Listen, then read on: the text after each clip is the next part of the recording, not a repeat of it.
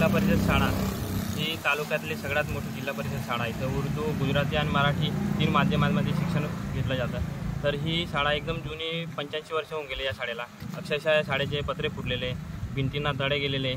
तर आम्ही 1.5 वर्षापासून वारंवार अर्ज देऊन तक्रार करूनही आमच्याकडे प्रशासन बघत नाही आहे। तर आम्हाला प्रश्न पडला आहे की उद्या उठून काय तिथं झालं याची जिम्मेदारी कोण घेईल।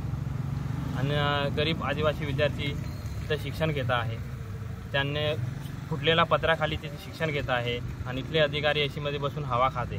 तर आम्ही वारंवार तक्रार देऊनही 10 तारखेला आम्ही अर्ज दिला होता की बुवा आम्हाला कुठलंही तुम्ही जर आमची मागणी पूर्ण केली नाही तर आम्ही अर्धे कपडे काढून आंदोलन करू। आणि आम्ही आज या ठिकाणी जिल्हा परिषदच्या गेटसमोर बसलेलो आहे। आम्ही अजून 10 दिवसाचे अल्टिमेशन दिलेले, तर आम्हाला कुठलाही जर या शासनाने अधिकाऱ्यांनी आम्हाला विद्यार्थ्यांना जर न्याय भेटला नाही तर आम्ही पूर्ण नग्न कपडे काढून आंदोलन करू असं आम्ही त्यांना चॅनलच्या माध्यमातून सांगत आहे।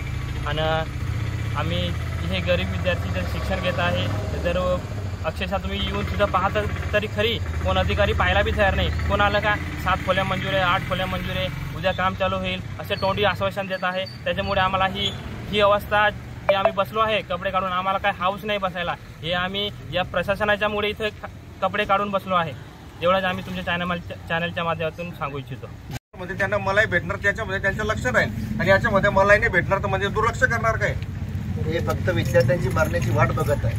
150 ते 160 विद्यार्थी शिकतात, गुजराती, मराठी, उर्दू 3 माध्यमामध्ये। म्हणजे अधिकारी पुढारी यांचे मुलं इंग्लिश म्हणजे इंग्रजी शाळेमध्ये शिकतात, यांना काय पडलेलं नाही। आदिवासी गरीब लोकांचे मुलं म्हणजे याच्यामध्ये शिक्षण यांना काय ते पण पडलेलं नाही का? म्हणजे एखादी मराठी वाट बघताय असं झालेलं आहे यांचं।